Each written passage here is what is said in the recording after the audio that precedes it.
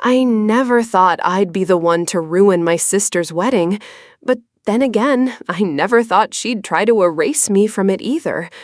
Hey there, I'm Lexi. 3 months ago, I was supposed to be my sister Amber's maid of honor at her Pinterest-perfect barn wedding in Vermont. We'd planned it since we were kids, playing with our mom's curtains as veils. At least, that's what I thought. What I didn't know was that behind those perfectly staged engagement photos and bridal shower Instagram posts, my sister and mother had been orchestrating something I wasn't supposed to find out about, something that would change our family forever. If you've ever felt like the family outsider or discovered a secret that turned your world upside down, hit that subscribe button. My story might just help you feel less alone in what I'm about to go through. Let me take you back to how it all began. Growing up in suburban Massachusetts, our family always had the appearance of picture-perfect normalcy. My father, a high school principal, was respected in our community. My mother, Linda, ran her interior design business from home, which meant she was always present but never quite available. And then there was Amber, my older sister by 3 years, the golden child. From her straight-A report cards to her homecoming queen crown, Amber never seemed to struggle with anything. I lived in her shadow, the awkward younger sister who could never quite measure up.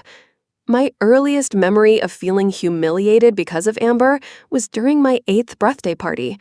Mom had promised me a small celebration with just my closest friends, but somehow it morphed into a joint celebration when Amber made the varsity cheerleading squad as a freshman. By the end of the day, all my friends were gathered around Amber as she demonstrated cheers, while I sat alone with my melting ice cream cake that no one had bothered to serve. When I complained, Mom pulled me aside and whispered, "Don't be selfish, Lexi. Sometimes we need to share the spotlight." I learned early that my feelings came second. Then there was my high school graduation. While other parents beamed with pride, my mother spent the entire ceremony texting on her phone. Later, I discovered she was finalizing details for Amber's engagement party, even though Jason hadn't officially proposed yet. Mom just knew it was coming and wanted to be prepared. When Jason did propose 3 months later, my graduation check was mysteriously absorbed into the engagement party budget.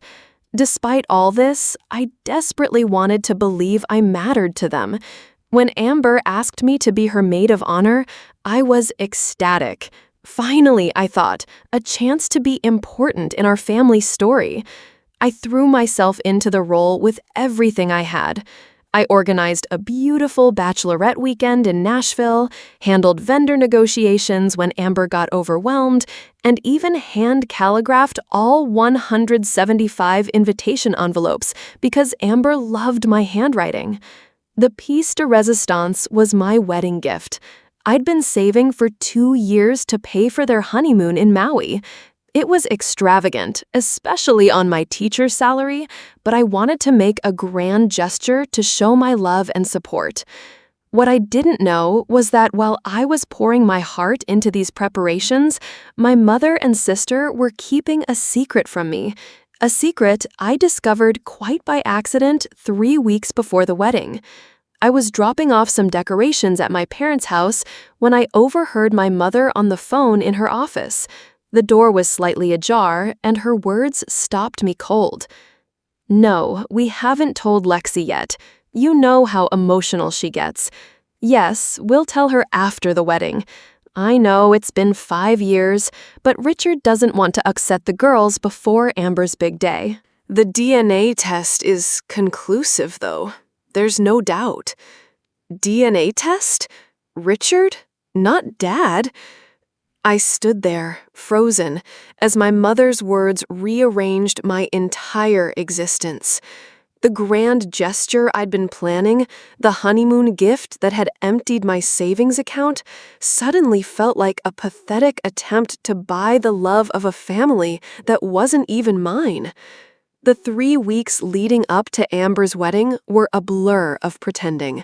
pretending I hadn't heard my mother's words, pretending I wasn't frantically searching through old family photo albums looking for clues I might have missed, pretending I wasn't dying inside every time someone mentioned how much Amber looked like our dad. The rehearsal dinner was held at Harvest Table, an upscale farm-to-table restaurant near the wedding venue. Everything was quintessential New England autumn: pumpkin centerpieces, maple-glazed everything, and apple cider cocktails. I arrived early to help set up, arranging place cards with trembling hands. Mom breezed in wearing a designer pantsuit that probably cost more than my monthly rent. "Lexi, honey, the florist called. The ranunculus for your bouquet didn't come in. We're substituting with garden roses," she said, barely looking up from her clipboard. "That's fine," I replied automatically, though inside I was screaming, "Am I even your daughter?"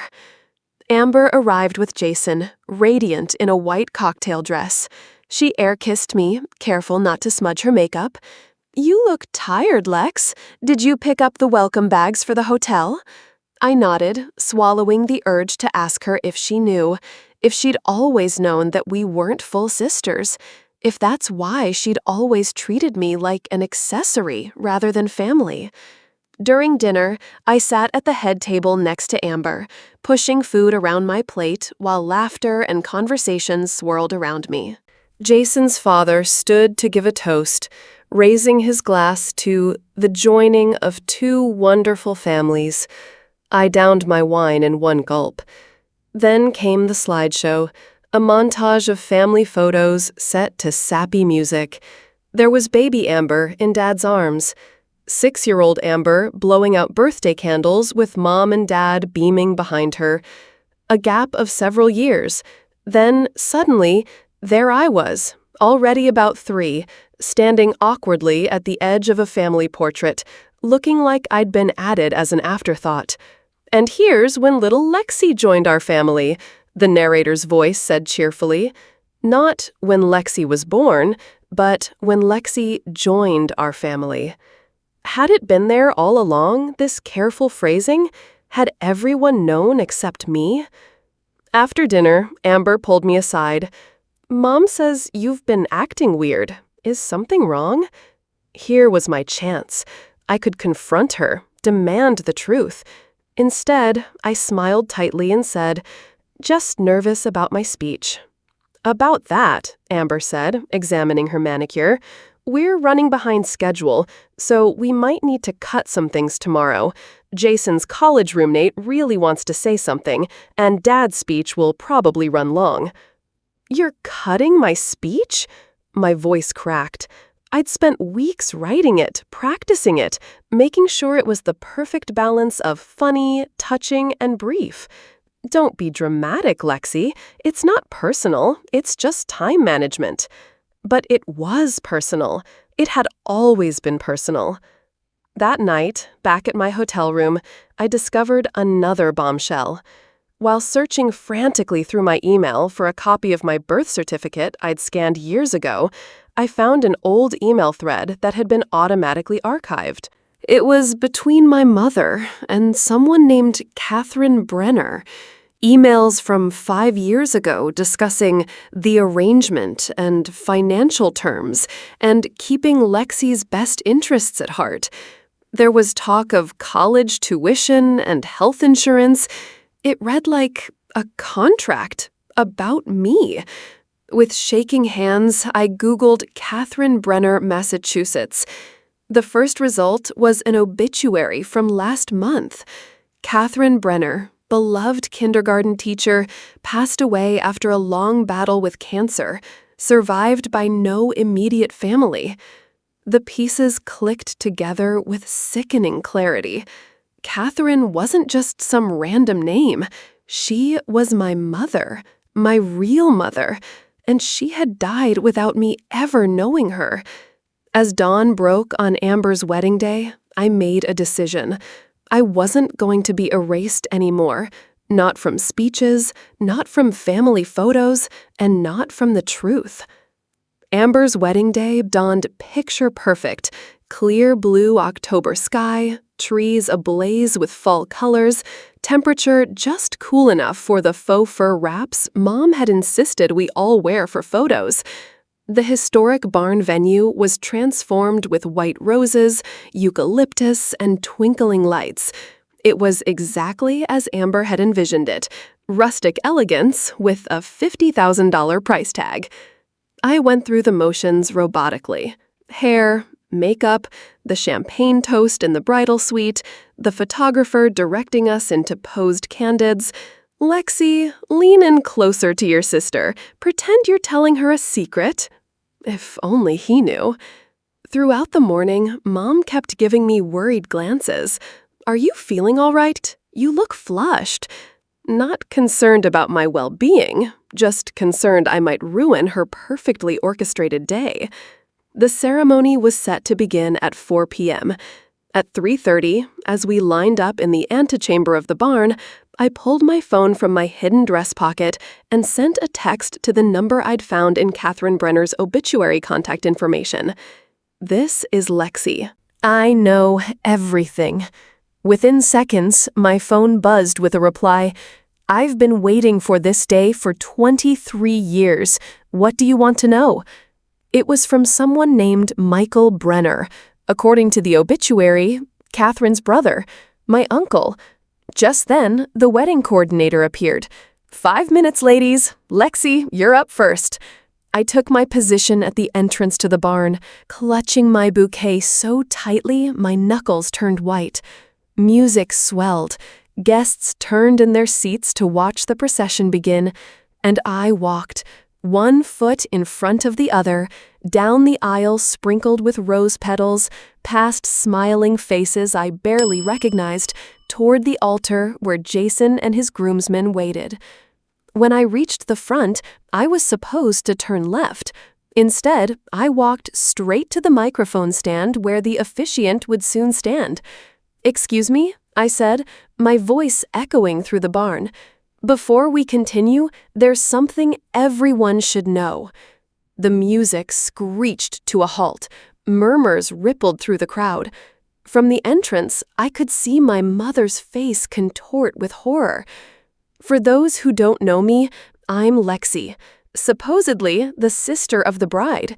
But as I recently discovered, that's not entirely accurate. I locked eyes with my father, no, Richard, sitting in the front row. His face had gone ashen. 3 weeks ago, I overheard a conversation about DNA tests and secrets.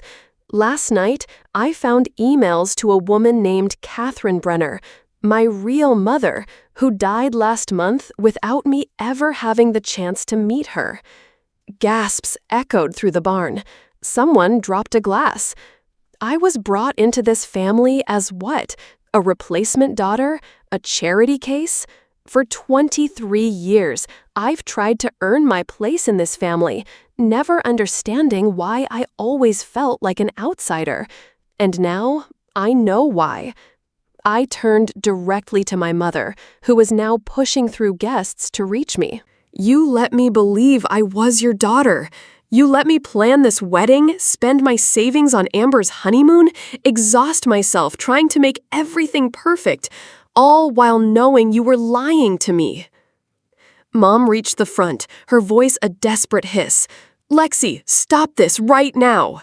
"No, I won't stop, not anymore. I have a right to know who I am."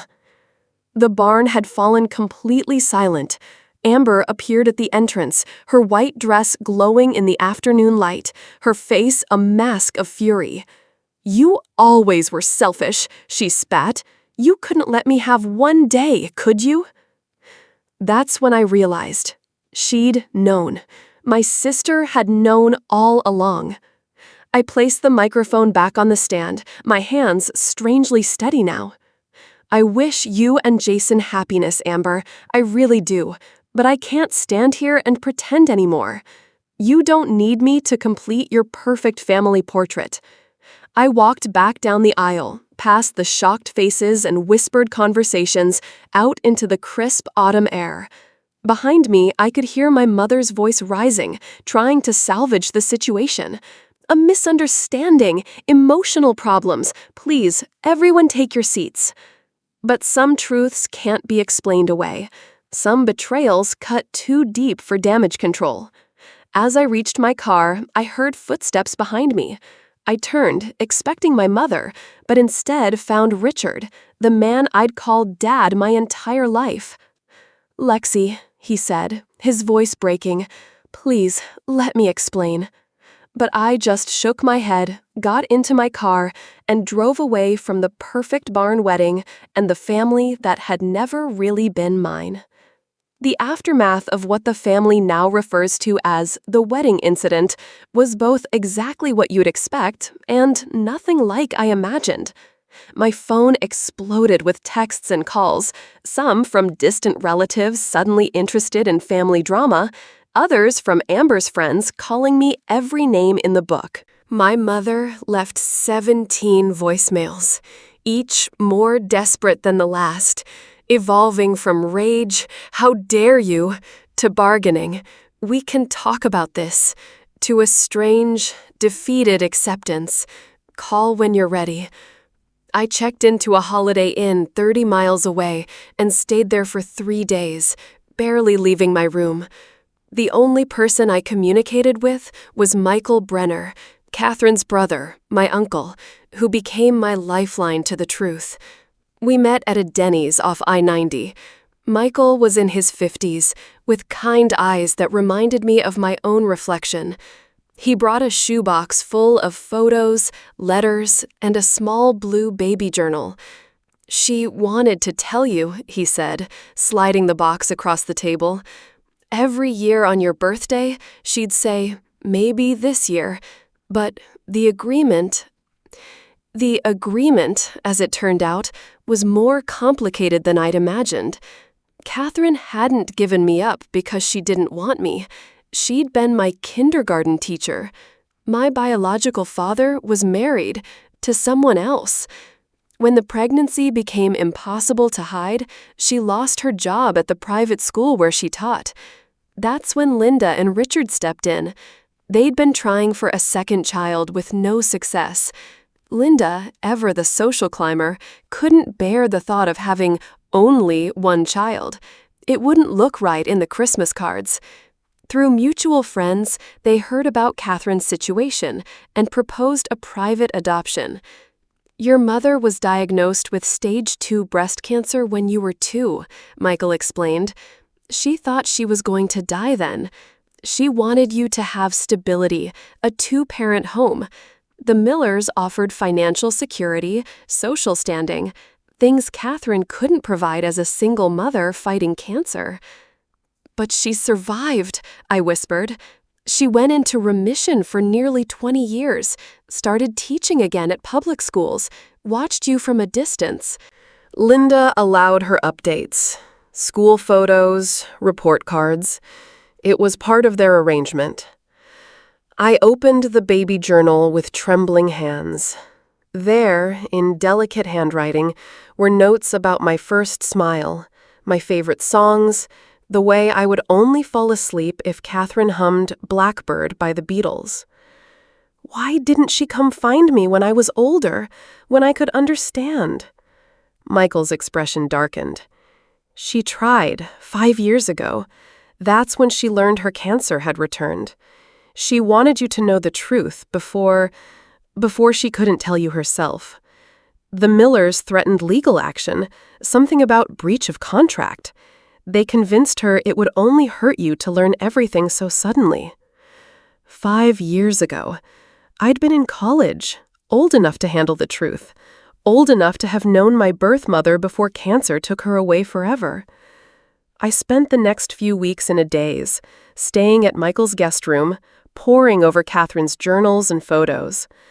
I learned she'd been a passionate gardener, that she spoke fluent French, that she volunteered teaching literacy to prison inmates. I discovered we shared the same strange habit of reading the last page of a book first, the same inability to parallel park, the same love of thunderstorms. Meanwhile, the fallout continued. Amber and Jason canceled their honeymoon to Maui, the one I'd paid for, and opted for a quick courthouse ceremony followed by a weekend in the Berkshires. My mother tried to control the narrative, telling everyone I'd had a mental health episode. My father, Richard, was the only one who seemed genuinely remorseful. He showed up at Michael's house unannounced one rainy Tuesday. "I should have told you years ago," he said, water dripping from his raincoat onto Michael's welcome mat. "I wanted to. Every time you asked why we didn't have baby pictures of you, or why you didn't look like either of us. I wanted to tell you the truth. Why didn't you? Linda thought it would disrupt the family, and then so much time had passed." He looked down at his hands. "I have no excuse, Lexi, but I want you to know, adopted or not, you are my daughter. I love you. I've always loved you." It wasn't enough to erase the betrayal, but it was something, a crack in the wall I'd built around my heart. The most unexpected consequence came 2 months after the wedding, a Facebook message from Jason. "Amber's not speaking to me, but I thought you should know. She's been in contact with your biological father. Apparently, Linda told her who he was years ago. She's been using the connection to get ahead in her career. I'm sorry you had to find out this way." My biological father turned out to be Winston Hartley, a state senator with congressional aspirations, the man whose campaign Amber had mysteriously interned for during college, whose recommendation had helped her land her prestigious consulting job. Another piece of my identity that had been used by my sister while being kept from me. I confronted Amber at her new condo in Boston's Seaport District.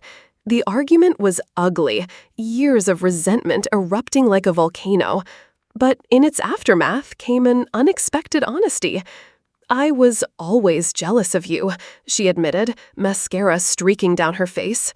"Mom and Dad tried for years to have me. Then they finally succeeded, and 3 years later, they just got another daughter. Like I wasn't enough.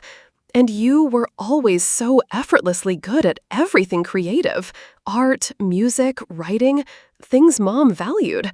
I had to work so hard to be perfect." It wasn't an apology, but it was a beginning, a recognition that we'd both been shaped by secrets not of our making.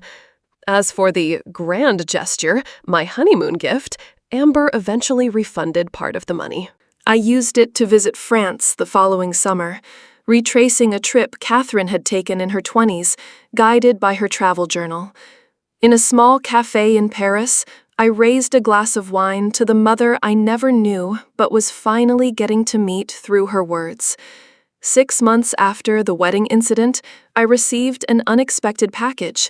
Inside was a small wooden box with a note from Michael. "Found this in Catherine's safety deposit box. She wanted you to have it when you learned the truth." The box contained a delicate silver locket. Inside was a tiny photo of Catherine holding a baby, me, and a wisp of dark hair. On the back was engraved a simple message: "You are always loved. Always." I wear it every day now, a reminder that family isn't always who raises you or shares your DNA. Sometimes family is who sees you, really sees you, and loves you anyway. It's been a year since I discovered the truth about my family, a year of grief, anger, healing, and ultimately reconstruction. I've learned that identity isn't something given to us, it's something we build, piece by piece, truth by truth. I still have complicated relationships with Linda and Richard, though we're slowly finding new ground. Amber and I text occasionally, mostly about neutral topics. Michael has become the family I never knew I needed, and through Catherine's journals and letters, I formed a relationship with the mother I never had the chance to meet in person. Sometimes I think about that wedding day, how in trying to claim my truth, I caused so much pain. But then I remember the decades of lies that preceded it, and I know that while my timing was terrible, my need for honesty was not. If you're watching this and questioning your own story, your own truth, Know that you deserve answers. They may not come wrapped in pretty packages. They may upend everything you thought you knew. But living authentically, even through pain, is better than living a comfortable lie. Thank you for listening to my story. If it resonated with you, please like this video and subscribe to hear more stories of family secrets, identity, and the courage to face difficult truths. In the comments, I'd love to hear if you've ever discovered something that changed how you see your family or yourself. Remember, your story matters, even the messy, complicated parts, especially those.